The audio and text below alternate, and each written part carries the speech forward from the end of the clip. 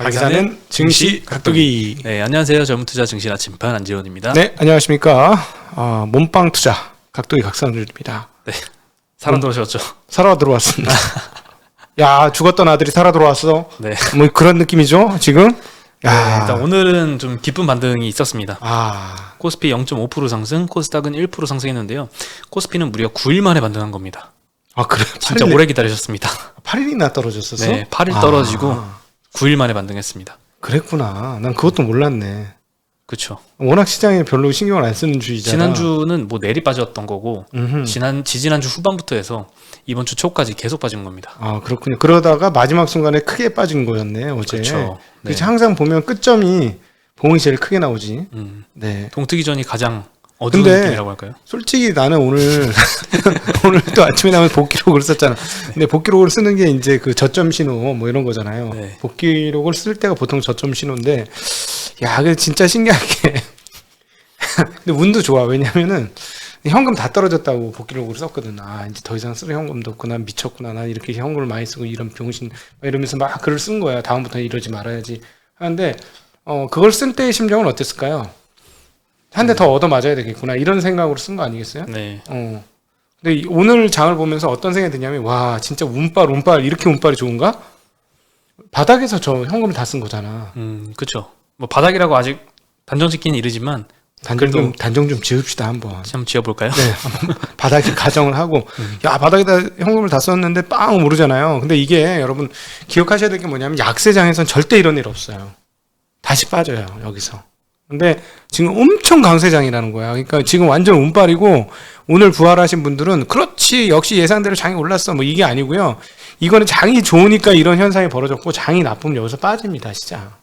이런 정도 상황이었어요. 네. 사실 어저께 소매 데이터가 미국에서 발표가 되면서 미국 시장이 빠졌잖아요. 그렇죠. 그래서 어제 얻어맞았는데 오늘 또 얻어맞겠구나 싶었는데 아니나 다를까 좀 하락해서 시작을 했지만, 네. 와, 깜짝 놀랄 만한 반등이 나왔습니다. 네, 엄청 이 정도면은 뭐 굉장히 센 장이었다 볼 수 있겠고, 우리나라만 그런 게 아니고 중국 시장도 반등에 성공을 하고 있습니다. 상하이 종합주가 지수는 1.1, 그다음에 차이나 50은 1.49, 그다음에 항생은 0.44% 상승을 하면서 모두 일단 반등에 성공하는데요. 네. 오늘 이제 관시와의 중국 마감이 없으니까 이거 일종의 피처링, 곁다리로 중국 시장 한번 정리를 해드릴게요. 오늘도 이제 거래대금이 1조 달러인데 1조 위안을 넘어가면서 지금 역대 최장 기간 1조 달러가 넘고 있어요. 그랬더니 어디가 올랐을까요? 증권주들이 급등을 하면서 5% 이상 상승을 했습니다. 그래서 시장 한국과 더불어서 좋은 장으로 마감됐고, 중요한 포인트 하나가 있어서 이거를 말씀드려야 될 것 같습니다. 네. 18일 시진핑이 중앙재정위원회에서 발언한 내용입니다. 자, 이게 핵심이고, 그동안에 했었던 작년도 엔트그룹부터 해서 이어졌던 이것의 핵심판. 왜 도대체 중국 정부는 그렇게 했을까? 네. 예. 왜 지난 겨울 중국 공산당은 그렇게 움직였을까에 대한 핵심판이 나왔어요. 빨리 말해주세요. 네. 지난번에 말씀드렸던 거하고 같습니다. 그동안에 중국은 목표는 소강 사회, 중국말로 샤오캉 사회였어요. 근데 샤오캉 사회를 국민 1인당 소득 1만 달러에 도달을 하면서 다 이루었다라고 이제 결정을 한 거예요. 네. 그다음에는 이제 샤오캉 소강 사회를 만들었으니 이제는 어떻게 해야 되느냐? 공부 사회, 모두가 공동으로 부유해지는 사회를 향해서 나가야 한다라는 게 그다음에 핵심 어젠다로 등장을 했습니다. 그래서 공동부유사회가 어떻게 돼야 되는지에 대해서 오늘 천명이 되었는데요. 네. 빈곤이 사회주의는 아니다. 개혁개방 이후 사회주의가 빈곤이 아님을 경험했고, 전통 시스템의 속박을 깨고 일부 사람과 일부 지역이 먼저 부유해지는 것을 허용했다. 이게 일종의 선강론이에요. 선강론. 먼저 되는 놈부터 먼저 빨리 부자가 되라. 네. 샤오캉 사회를 위해서 이 선강론이었는데, 전체 인민의 공동부유를 촉진하는 것이 인민 행복 추구의 핵심이다. 공동부유는 물질과 정신적 생활 모두에게 해당되며 소수의 부유가 아닌, 그리고 또 획일적인 평균주의도 아닌 단계별로 공동부유를 추진하겠다라고 했습니다. 굉장히 중요한 얘기가 나왔어요. 소수의 부유가 아니라 공동의 부유를 위해서 단계적으로 시행해 나가겠다라고 이야기했고요. 더 많은 사람이 부유해질 기회를 제공하기 위해서 민생을 보장하고 교육 수준을 향상하며 공평한 복지를 하겠다라고 이야기를 했습니다. 자, 이게 무슨 얘기예요? 더 많은 사람이 부유해질 수 있도록 하기 위해서 소수 이제 아주 부자들은 뭔가 옥죄일 가능성이 있다는 걸 좀 보여준 거고요. 네. 그다음 중간층이 두터운 양극이 얇은 타원형 분배 구조를 만들겠다. 항아리형이라고 봐야 되겠죠? 그런 그 소득 수준을 만들겠다는 거고, 초고소득 적절하게 조절을 하고 고소득군과 기업의 사회 보답을 장려하며 소득 분배 질서 정돈과 불법 수입을 엄단하겠다라고 얘기하겠습니다. 자, 사회주의를 시작하겠다는 거죠. 네. 그동안은 자본주의를 했고 진짜 사회주의네요. 이제 사회주의를 시작하겠다라는 얘기를 하고 있는 겁니다. 봅시다. 앞으로 어떻게 할지. 네. 네. 그러면 뭐 타격 많이 받은 업체들 근데 그거를 제가 현장에 있는 우리 손님들이 전 세계로 쫙쫙 퍼져 있는데 중국에 계신 분께서 하시는 말씀이 여기는 그거 없이는 살 수가 없대. 그 몇 가지 서비스업 주요한 툴 있잖아요. 네. 알리라든가 뭐 메이판 GM핑 뭐 이런 것들 있잖아요. 그런 거 위챗이라든가 네, 없이는 살 수가 없대요. 그래서 어느 정도 재원을 할 건데 있는 걸 없애지는 수 있을까? 그 정도. 그렇죠. 있는 건 없애는 건 아니지만 네. 그 있는 거를 계속 쓰게 하되 아지는 줄이게 만드는. 네, 그럴 수는 있죠. 네. 네, 그럴 수는 있고 이제 그 다음에 워낙 알리바바와 텐센트가 너무 커. 그렇죠. 신규 스타트업 중에 얘네 손을 안 거친 애들은 하나도 없다고 봐도 돼요. 그러니까 무슨 말이냐면 신규 상장 모든 스타트업은 다 알리바바 텐센트 자회사다라고 봐도 될 정도니까 뭐 그거는 조금 막을 게 되지 않을까라는 생각은 듭니다. 네, 오늘 있었던 뭐 중국 발표 내용은 사실 국내 증시하고도 굉장히 상관관계가 높은 이슈니까요. 네, 긴 시간을 할애해서 설명을 드렸고요. 네, 이제 한국 시장 한번 말씀을 드릴게요. 나 따로 했어도 되겠다. 중국 시장. 이것만 갖고 혼자 했어도 되겠네. 그러네요. 외로워서. 네, 오늘 사실 코스피의 주역은 기관이었고요. 코스닥의 주역은 외국인이었습니다. 개인 투자들은 역시 오르니까 매도를 때렸습니다. 코스피에서는 1,200억 매도, 코스닥에서는 2,200억 매도. 외국인은 코스피에서는 2,600억 팔았지만 코스닥에서는 1,800억 매수를 했습니다. 기관은 코스피에서 4,000억 매수했고요. 코스닥에서도 370억 매수했습니다. 네, 어제 이어서 기관의 매수가 계속 올라오고 있는데요. 어제 사실 제가 수급 데이터를 코스닥을 잘못 말씀드렸죠. 네, 어제 내가 웬만하면 내가 그걸 체크하는데 죄송합니다. 네, 저도 체크를 했는데 네. 딱 봐서 이상하다 생각은 들었는데 그 별다른 의심은 안 했거든요. 어제 이미 코스닥을 2조 들어올 리가 없잖아요. 이미 우리 청취자분들이 벌써 정신 나갔구나 나침판 알고 있었어. 제가 어저께 멘탈이 좀 흔들렸나 봐요. 네. 거래 대금을 봐야 되는데 요거를 클릭을 한번 하면은 거래량, 거래량으로 싹 바뀌거든요 숫자가. 그거를 제가 잘못 봤습니다. 죄송합니다. 네, 어저께 제가 고정 댓글로 남겨드렸는데 혹시나 못 보셨을 분들 위해서 말씀드렸고요. 네. 오늘 업종 상승 1위는 섬유복이었습니다. 무려 업종이 4%나 상승했고요. LF가 11%, 인디F 6%, FNF 5.8%. 여기는 뭐 계속 오릅니다. 실제 좋았죠. 네. 태평양물산도 4% 올랐는데요. FNF 같은 경우에는 실적도 굉장히 좋았어요. 네. 컨센서스를 굉장히 상회를 했는데 네, 일단 그 메리츠증권에서 목표가 90만 원 제시하는 리포트가 나왔습니다. 이전 목표가가 75만 원인데 20% 상향을 시켰고요. 어저께 미국의 7월 소매 판매 데이터가 나왔잖아요. 전월 대비 1.1% 감소하면서 소매 업종이 좀 꺾이는 모습을 보였는데 지표상으로는. 근데 오늘 업종 상승률 1위는 의복이 차지를 했습니다. 일단 실적이 좋아서 올라온 거고. 네, 실적은 굉장히 좋았는데요. 네. 그 LF 같은 경우는 영업이익이 510억 나왔고요. 컨센서스가 380억이 나왔습니다. FNF도 마찬가지로 영업이익이 700억이 넘으면서 750억 정도 나오면서 대단하네. 10%를 뛰어넘었고요. 대단하네. 테일러메이드 인수 효과가 이제 내년부터는 또 연결로 인식이 되면서 ROE가 100%가 예상이 됩니다. ROE가 100%가 넘게 찍힐 것 같습니다. 내년에? 네. 근데 이건 테일러메이드 인수 효과가 아마 겹쳐서 그런 것 같고요. 순자본이 얼마인데 ROE가 100%가 나와? 미쳤네. 네. 오늘 이 목표가 90% 제시한 리포트를 보면은 올해 기대되는 ROE, 내년도 기대되는 ROE가 막 세 자릿수가 나옵니다. 네. 그래서 오늘 또 뿜었습니다. 네. 그리고 또 오늘 그 미국 시장 보면은 컨택주들이 올라갔다는 걸 보면 옷은 이제 사 입을 수도 있지. 물론 얘네들이 오히려 미국은 한세실업 이런 데가 좋잖아. 한세실업이라든가 어디야 영원무역 이런 데가 뭐 좋은데 아디다스나 예, 그 아디다스 하거나 이런 쪽도 좋고요. 하여튼 뭐 그건 아디다스는 어디지? 아, 그건 속업하니까 미국에는 안 팔 거 아니야. 이번에 그 로젠 택배 인수한 회사 네, 콜 패션. 코얼 패션. 그건 미국에는 안 파는 것 같은데 한국에다만 속옷 그 푸마 아디다스 속옷 외국 애들도 입나? 모르겠어요. 네.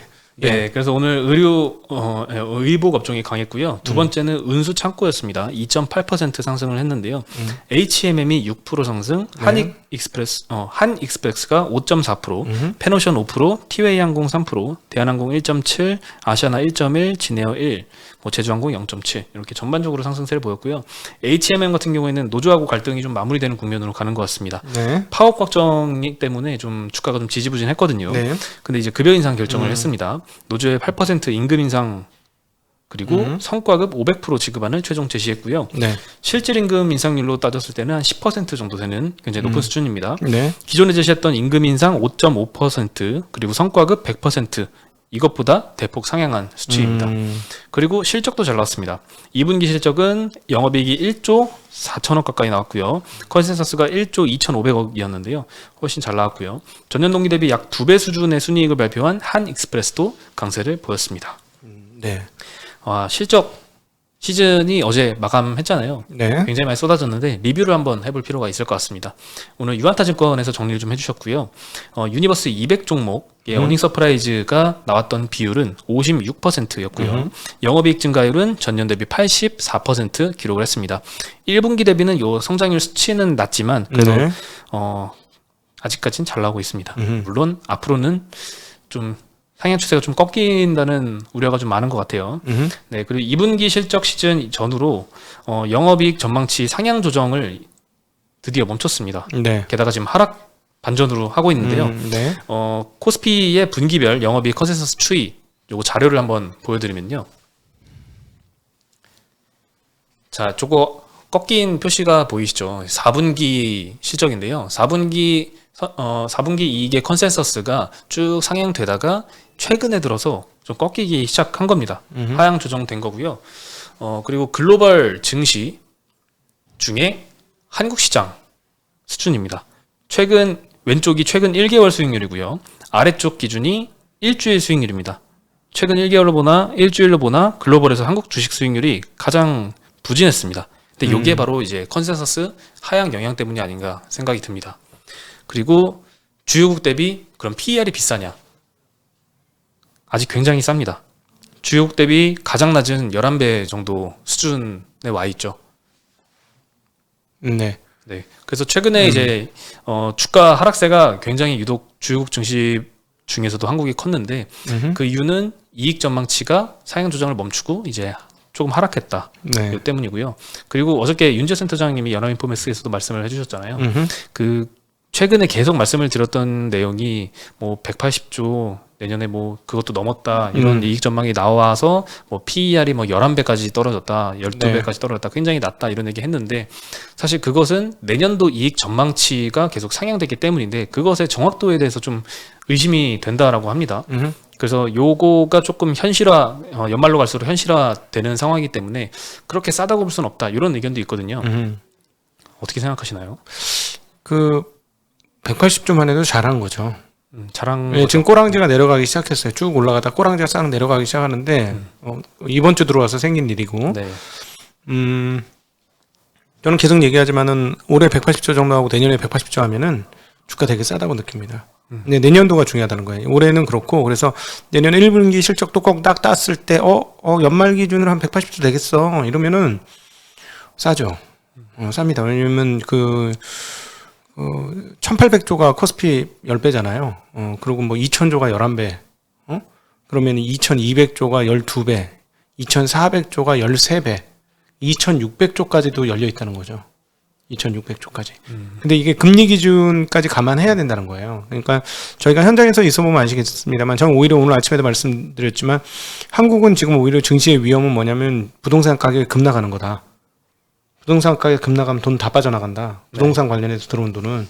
근데 부동산이 급락할 것 같진 않으니 현재 가격 유지하고 금리 상태 현재 상태에서 뭐 한 0.5% 범위로 움직이는 그런 공간이면 현재 수준에서 예상되는 내년도의 이익이 현실화된다면 멀티플 배수가 15배는 갈 수 있다고 봐요. 그럼 15배면 얼마야? 갈 수 있을까요? 15배? 아까 내가 계산 어떻게 했어? 200조씩 늘리면은 2,000조가 11배, 2,200조 12배, 2,400조 13배, 2,600조 14배, 2,800조 15배. 코스피만? 3,000조까지도 가능하죠. 네, 코스피만. 미쳤다 하면 16배, 그렇게 됐으면 3,000조. 좋겠네요. 네?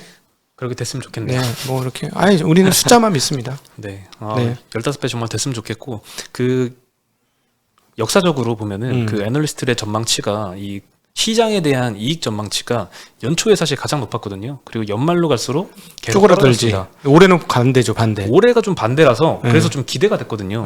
예, 180조 넘을 때도 올해는 찐인가 싶었어요. 왜냐면 연말로 갈수록 추정치의 데이터는 좀 정확해진다라고 보여지잖아요. 네. 근데 최근 들어 좀 꺾여 있는 상황을 보니까 조금 우려가 되는 상황이긴 한데 사실 반도체 업종 위주로 좀 쏠려 있는 것 같아요. 근데 지금 하나 모르는 게 있어요. 네, 업계도 모른다고 분명히 얘기했잖아요. 서버 말씀이신가요? 아니, 삼성전자 하이닉스도 자기네 얼마 팔릴지 몰라. 그럼 어떻게 확신할 건데? 그러면 대만 애들이 100% 완벽한가? 물론 확률이 높았어. 트랜스포스하고 뭐 디램 익스체인지 애들이 확률 높았고 여기서 잘 맞췄어. 그러니까 얘네가 꺾으니까 꺾었어? 잘 모르겠어요. 한 달이나 두 달은 맞을 것 같아요. 제 생각에는. 앞으로 한 11월까지 걔네가 예상한 것처럼 그렇게 움직일 것 같은데 그 다음은? 근데 왜냐하면 제가 왜 이런 말씀 드리냐면 디지털화가 뒤로 빠꾸 할 수 있냐는 빠꾸. 여기선 빠꾸랑 백도라든가 뭐 후진 뭐 이런 말 하면 안 하다니까 빠꾸 할 수 있냐는 거지. 저는 빠꾸 안 될 것 같은데요. 그렇죠. 뭐 수요는 사실 빠꾸 할 거라고 보는 사람이 많진 않지만 안전피비께서 빠꾸라고 쓰니까 좀 이상합니다. 그냥 후진이라고 그런가요? 표현하시죠. 예. 점잖게 하세요. 나만 망가져도 돼. 네. 알겠습니다. 네. 근데 이제 캐파 증설 대비 그 속도를 과연 수요가 따라올 수 있을 것이냐 요거에 따라서 사실 가격이 결정이 되잖아요. 공급과 수요를 같이 봐야 되니까 그런 측면에서 보면은 사실 좀 잘 모르겠네요. 서버 쪽에서 빨리 수요가 나와야 될 텐데요. 어제 어떤 분이 이제 얘기해 주셨는데 엔터프라이즈 좋다는데 엔터프라이즈가 거기서 말하는 엔터프라이즈가 이거 같아요. 그러니까 기업형 서버 있잖아요. 네. 그러니까 예를 들어서 저희 회사 같은 경우도 뭐 아직 뭐 제대로 그렇게 하는지 모르겠습니다만은 그 클라우드를 한다고 해도 기업형 서버도 가지고 있을 거 아닙니까? 그렇죠. 그러니까 기업형 서버 쪽에서의 수요는 줄까요? 난 이건 절대 안 준다고 봐. 이건 절대 줄 수가 없어. 무조건 늘려야 되고. 근데 이제 지금 살짝 클라우드가 제일 캐파가 큰데 클라우드 캐파들이 잠깐 쉬는 거는 오케이인데 6개월 못 넘긴다고 봅니다. 캐파 줄은 거는. 아무리 생각해도 현재 추세로 보건데 6개월 이상 줄 수 있을까? 안 될 것 같은데. 나만 해도 디지털 기기를 몇 개를 쓰고 있는데. 클라우드 저는 이제 이 디지털 기기를 연동해서 쓰잖아요. 그리고 저 같은 사람이 돈 내고 씁니다. 클라우드를 연동시켜 가지고. 그렇게 많이 필요하신가요, 용량이? 아니 잘 안 써. 근데 얘네들이 기묘하게 돈 낼 만큼만 줘. 공짜는. 그러니까 약간 애매하게 부족하게 만들어. 돈을 꼭 내게 만들어. 나갔더라고. 소프트웨어 업체들. 마케팅을 잘하는 거겠죠. 걔네도 먹고 살아야지. 그렇죠. 저는 제가 쓰고 있는 이제 메모장이 이제 클라우드 기반인데 편하긴 굉장히 편해요. 저도 태블릿 사면서 이거를 과연 얼마나 쓸까? 이게 사실 노트북 가격보다 비싸거든요. 고민을 많이 했죠. 네. 이거를 살 만한 가치가 있을까? 네. 내가 얼마나 쓸까 했는데 노트만 거의 쓰거든요. 근데 그것만 가지고도 이 활용 가치는 굉장히 큰 것 같아요. 그냥 연동 서비스. 그래도 네. 애플이 강한 게 연동 서비스 미쳐버려요. 사람 거기에 그 생태계 안으로 포섭되면은 북파 공작원처럼 남파 공작원처럼 어디 빠져나갈 수가 없어. 들어가 버리면. 삼성도 사실 뭐 연동 서비스는 굉장히 좋습니다. 뭐 노트북으로 노트 작업하다가 그대로 집에 가서는 태블릿으로 작업하고 그다음에 뭐 어디 가서는 데스크탑으로 작업하고 네. 뭐 이것도 막 연동이 되는 게 되게 편하더라고요. 그건 삼성이 하는 게 아니고 냉정하게 구글이 하는 거죠. 삼성 클라우드도 있습니다. 그걸 쓴다고? 네. 삼성 클라우드를 삼성 쓴다고? 클라우드도 있습니다. 이게 엔터프라이즈입니다. 지금 말씀하신 게 엔터프라이즈야. 네. 걔네는 저건 안 하잖아. 클라우드는 안 하잖아. 누가요? 삼성. 삼성 클라우드가 있다니까요. 그건 엔터프라이즈 종이지. 그게 사이즈가 크겠습니까? 내가 너무 무시하나? 죄송합니다. 네. 삼성. 나 몰라서 그래요. 나는 네, 구글하고 애플하고 놀다 보니까 죄송합니다. 삼성에서 클라우드 사업을 메모리는 최고입니다. 네. 네, 클라우드 사업을 맡은 분들이 분명 있을 겁니다. 있지. 댓글로 달아주세요. 그거는 있지. 당연히 있지. 네, 알려주시고요. 네. 엔터프라이즈급이다 이 말이지. 말이 하긴 근데 좀- 스마트폰이 크니까는 어느 정도 수준은 되겠다. 수억대, 수십억대가 이렇게 펴져 나가 있는 상황이니까. 네. 네, 그리고 반도체 이익 그 전망치 하향에 대해 말씀을 드렸는데 2분기에 실적 전망치가 하회한 업종들이 좀 있더라고요. 특히 조선 업종이 좀 그랬고요. 그리고 기계, 소매 유통, 화장품, 제약 바이오, 인터넷 게임 요것들은 좀 2분기 실적 전망치가 좀 하회를 했고요. 그렇습니다. 이 업종들은 좀 조심해라라는 게 이제 유한타 증권의 의견이었습니다. 어디 다시 한번. 다시 한번요. 네. 조선, 기계, 소매유통, 화장품, 제약바이오, 인터넷 게임입니다. 근데 뭐 제약바이오 같은 경우에는 원래 뭐 실적으로 가는 업종이 아니기 때문에 뭐 그렇게 크게 상관이 없을 것 조선을 같습니다. 조심하라고? 아니요. 이런 업종들이 전망치가 하회됐다라는 거죠. 근데 물론 그건 당연하지. 2분기고 어. 네, 조선 업종은 물론 뭐 내년도가 기대가 되기 때문에 뭐 일괄적으로 싸잡아서 이제 망했다 이렇게 할 수는 없고요. 이거 몰랐어. 우리는 계속 아니라 그랬잖아. 올해는 안 나온다 그랬잖아. 그렇죠. 내년도 보셔야 된다고. 네, 조선 업종은 좀 특이한 케이스죠. 그리고 오늘 그 사실 업종 상승률 제가 정리를 그 장 전에 한번 싹 합니다. 어디가 많이 올랐나 하는데 은행 업종이 2위였거든요. 네. 근데 장 끝나고 보니까 꼴찌 업종으로 내려가 있더라고요. 네. 카카오뱅크가 고점이 오늘 8%였거든요. 사실은 은행 업종은 없어. 그냥 카카오뱅크 한 개 있는 거지. 카카오뱅크예요, 사실. 네, 은행만 하는 지주로 은행이 넘어갔기 없으니까. 때문에 다른 은행들이. 그렇죠. 예. 네. 그래서 오늘 오후 한 3시 전까지만 해도 플러스를 유지를 했는데 오후 3시 들어서 갑작스럽게 매도가 많이 나오더라고요. 투신이랑 사모펀드 중에 하나인 것 같은데 그러면서 하락 반전이 됐고요. 수급은 여전히 그래도 외국인 기관 수급은 플러스를 유지를 하고 있습니다. 네. 네, 카카오뱅크의 밸류에이션에 대해서 한번 점검을 해볼 필요가 있을 것 같아요. 왜냐하면 20일 날 MSCI 지수 편입이 예정이 되어 있는데요. 항상 편입이 되면은 그때부터 이제 주가는 좀 하락하는 경향이 좀 짙기 때문에 네. 아마 그리고 이걸 이제 대부분의 시장에서도 다 알고 있기 때문에 그 훨씬 더 빨리 반영할 그것도 있습니다. 가능성도. 네네. 그래서 내일부터는 좀 조심해야 될 것 같은데요. 밸류에이션 보면 조금 특이합니다. NH증권에서는 그 시가총액을 현재 MAU라고 하죠. 그 월간 평균 사용자 수 이걸로 나눠보면요. 1인당 가치가 계산이 되잖아요. 네. 지금 카카오뱅크의 1인당 가치는 401만 원 수준이라고 합니다. 근데 이제 글로벌 금융 플랫폼과 비교를 해보면 스퀘어는 340만 원, 로빈후드 224만 원, 페이팔 98만 원입니다. 글로벌 플랫폼 기업으로서의 성장 가능성은 높게 전망을 하지만 투자 관점에서는 이 밸류에이션이 굉장히 높다라고 언급을 했는데요. 실제로 이제 플랫폼 업체로서의 성장 가능성에 대해서 말씀을 드리면 현재 주가 이번에 실적이 나왔잖아요. 네. 그 실적은 잘 나왔어요. 그쵸. 영업이익 기준으로는 1,200억 나왔어요. 근데 이제 카카오뱅크의 순이익은 그냥 영업이익 잘 나왔다, 순이익 잘 나왔다 이것만 보면 안 되고 지금 카카오뱅크에 대한 시각이 갈리는 게 은행으로 볼 것이냐, 플랫폼으로 볼 것이냐잖아요. 네네. 그래서 순이자 이익에서 나오는 이익과 플랫폼에서 나오는 이익을 좀 갈라서 봐야 되는데요. 플랫폼에서의 이익도 굉장히 성장률이 가파릅니다. 일단 순이자 이익은 1,400억 정도 나왔고요. 전년 대비 44%나 증가를 했습니다. 그리고 수수료와 플랫폼 이익이 129억밖에 안 나왔지만 전년 동기 대비 상승률이 300%나 됩니다. 비용 차감 전에 기준으로 플랫폼 수익의 비중은 2분기에는 34%나 비중이 되고요. 전년에는 이게 26%였습니다. 그러니까 플랫폼 사업에서 벌어들이는 이 수익의 비중이 굉장히 많이 늘어나고 있는 건 사실인 것 같습니다. 네. 사실은 이거 누구도 이 밸류에이션에서 네. 지금 400배야, 400배. 그렇죠. 지금 카카오보다 비싸잖아요. 순위로 따지면 PER 배수가 200배인가? 200배더라. 아까 오전에 제가 계산해 보니까 200배인데 비싸죠. 그렇게 따지면 비싼데 이게 문제가 뭐냐면은 누가 핀테크를 가져갈지 교통 정리가 안 돼 있어요. 그 이제 우리 지난 주말에에서 올렸던 누구야? 단태님, 김동주 김단태님과 했던 카카오의 연역과 앞으로의 카카오에 대한 이야기 그게 아주 잘 실려 있어요. 저희 흘러가서 찾아보시면 나오는데요. 이게 누구 마음대로냐? 아마 김범수 의장 마음대로가 되지 않을까 하는 생각도 하거든요. 그렇죠. 예, 이 누구한테 핀테크의 헤게모니를 더 줄 수 있느냐. 나중에 결국은 교통정리 한번 해야 될 거예요. 그러면 카카오페이로 줄 것이냐, 뱅크로 줄 것이냐에 따라서 상황이 달라집니다. 뱅크로 주면 이 뱅크 플러스 알파 멀티플이 적용이 되겠죠. 밸류에이션 측정할 때. 그러면 전혀 다르지.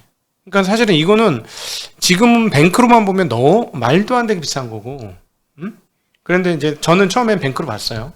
근데 잘 모르겠어. 사실은 이거 저 단테님하고 하고 나니까 조금 그래? 그러면 나는 이제 페이가 할 거를 얘네가 갖고 간 것처럼 보여서 페이가 할 건데 왜 자꾸 여기다 페이 멀티플을 줘? 페이까지 멀티플을 다 줘? 해서 이상하다고 했는데 어찌됐거나 교통 정리가 안 돼 있어가지고 둘 다 열려 있는 거예요. 근데 한쪽에만 더 열어주면 한쪽은 닫힐 수도 있는 거니까 그건 잘 모르겠네. 사실 이 업종의 밸류에이션을 볼 때 보는 관점 중에 하나가 그 이호석 팀장님의 책을 보니까 이런 내용이 있더라고요.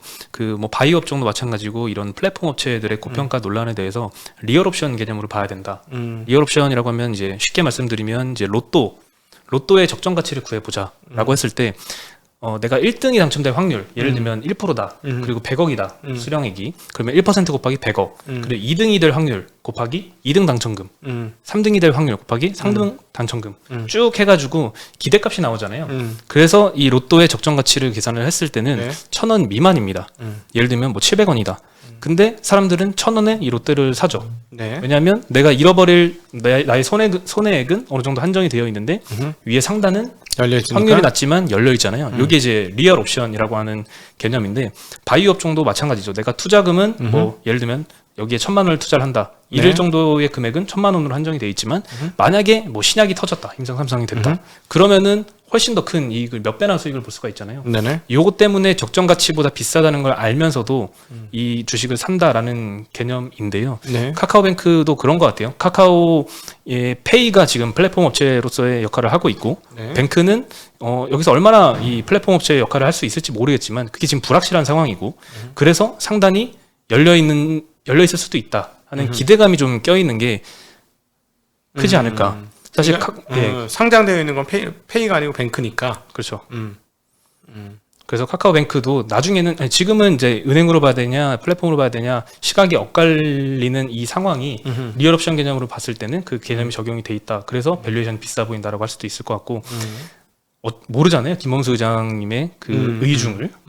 그래서 나중에 혹시 이 뭐 카카오톡에 들어가면 그 기타 서비스 뭐 여러 가지 그것들을 카카오뱅크가 뭔가 결합을 해가지고 이익을 많이 거기서 창출할 수 있다. 네. 그러면 플랫폼 업체로서의 변신이 확 된다. 이 가능성을 담고 있는 것 같습니다. 사실은 그럴 때 은행 지주사들의 행동이 더 빠를 것 같지는 않지만 은행 지주사는 지금 총알이 엄청나게 많잖아요. 그렇죠. 한 해 주는 배당이 얼만데 총알이 엄청나게 많은데 만약에 그렇게 해서 열어준다고 했을 때 과연 은행들이 가만히 있을 것이냐. 또 한번 생각해 봐야 돼요. 돈은 현금은 많은데. 그렇죠. 예. 참. 근데 배당을 많이 준다는 거는 회사가 그 지금 굴러가는 ROE 이상으로 불릴 가능성이 없으니까 배당으로 주는 거 아닐까요? 사업이 정해져 있으니까. 그러니까 이 말은 무슨 말이냐면 왜 쟤만 허용해줘? 우리도 허용해줘야지. 당연히 이렇게 되겠죠. 그러면 돈 많은 애들이 세상에 예를 들어서 그 IT 업체들 뭐 수십 개 사는 게 문제가 되겠어요? 싹 다 도둑을 쳐서 다 갖고 오지? 응? 1년 이익 그냥 배당 줄 거 꺾으면서 진행하면 되잖아. 물론 그렇게 쉽지는 않지만. 그래서 그렇게 되면 경쟁이 격화되긴 하겠지만 기본적으로 개발자 중심으로 올라온 회사하고 금융으로 올라온 사람들하고의 인터페이스 전쟁에서는 당연히 카카오가 이긴다라고 개인적으로 봐요. 한 2003년, 4년 지나가면 그렇게 될 거라고 보긴 하는데 어찌되었거나 이거를 확정되지 않은 미래예요. 그래서 딱 정하기는 좀 어려운 것 같습니다. 네. 그래서 불확실합니다. 로또 같습니다. 근데 하여튼 뱅크 쪽으로 기울면 가격 굉장히 비싸요. 정확하게 말씀드릴 수 있는 건 뱅크 쪽으로 비우면 200배인데 이건 바이오 업체들이 한번 받아들까 말까 하는 거였는데 바이오는 실체가 없기 때문에 꿈으로 받은 거잖아요. 네. 근데 얘는 실체가 있어요. 꿈으로 받기에는 너무 실체가 커. 그래서 그것도 고민 한번 해봐야 됩니다. 네. 2010년대 초중반에 카카오 모습을 보고 있는 것 같은 느낌인 것 같아요. 그때도 실적 가시성이 안 나왔을 때 이 회사가 이익 낼 수 있어? 라는 의구심이 깔려 있을 때도 밸류에이션 굉장히 비쌌잖아요. 카카오가 몇 천억 가치로 평가받고 있는데 네. 뭐 그런 상황인 것 같습니다. 근데 이 중국 같은 상황은 아닌데 아무것도 없던 상황에서 자리 잡는 거하고는 전혀 상황이 달라서. 예. 그렇긴 하죠. 네. 네, 그리고 오늘 2차 전지주들이 좀 반등을 했는데요. 그 이스라엘에 스타트업이 스토어 닷이라는 회사가 있다고 합니다. 여기서 이제 국내 배터리 3사와 손을 잡고 전기차를 5분 안에 완충하는 시대를 열 거라고 합니다. 통상 지금 완충까지는 뭐 7, 8시간 정도 소요가 된다고 하는데요. 5분으로 줄이겠다는 계획입니다. 그 스토어닷은 전기차 초고속 충전 기술을 보유한 벤처 기업이고요. 이스라엘 연구원들이 창업을 했고 배터리 양극을 흑연에서 메탈로이드로 교체를 한다라고 합니다. 그래서 이온 확산 기능을 이용해서 충전 시간을 획기적으로 개선을 했다고 하고요. 네. 2019년에는 5분 만에 완충되는 스쿠터용 리튬이온 배터리를 공개를 했고요. 올해부터는 생산에 돌입한다라고 하는데 2024년에는 전기차용도 개발을 해서 양산할 계획이라고 합니다. 근데 이 양산을 국내 업체와 손잡고 한국에서 진행을 하겠다. 이런 계획인 것 같습니다. 스토어닷의 주요 주주는 BP, 영국의 업체죠. 그리고 TDK, 요즈마그룹, 벤츠, 삼성벤처스 등이 있습니다. TDK가 들어갔네. 네, 주주로 있고요. TDK는 저것도 만드는 회사예요. 전고체. 그렇죠. 그리고 이 중국 업체들도 이 스토어닷과 협업을 하려고 굉장히 접촉을 많이 하고 있는데 지금 기술 유출 우려 때문에 한국 업체를 선택할 가능성이 굉장히 높아 보이긴 합니다. 이 스토어닷은 내년 상반기에 나스닥 상장을 계획 중이라고 합니다. 네. 네, 어마무시한 속도인데. 그렇죠. 전봇대를 그냥 꼽는 것 같은데 느낌에. 만약에 이렇게 되면은 아니 5분이면 그렇죠. 걱정이 없고 그냥 사면 되죠, 전기차. 야 1분당 10kW씩 꼽는 건데 10kW면 엄청난 양인데 10kW면 네, 우리가 하루 종일 쓰는 게 10kW예요. 가정집이 그런가요? 하루 종일 쓰는 게 10kW. 1분 만에? 대단합니다. 네. 네, 오늘 뭐 30분 넘게 했네요. 역대 최장 기록. 중국이 들어와서 그렇습니다. 네. 네, 9일 만에 반등한 증시 많이 회복을 하셨는지 모르겠습니다. 아직 네. 많이 부족하실 것 같긴 한데 기다려 보시죠. 네. 네. 아까 15배 희망을 주셨잖아요. 네. 네, 한번 가봅시다. 네. 아니 뭐 금리는 멀티플과 상관계수가 역으로 있으니까요. 네. 네, 그럼 저희는 오늘 여기서 인사드리겠습니다. 안녕.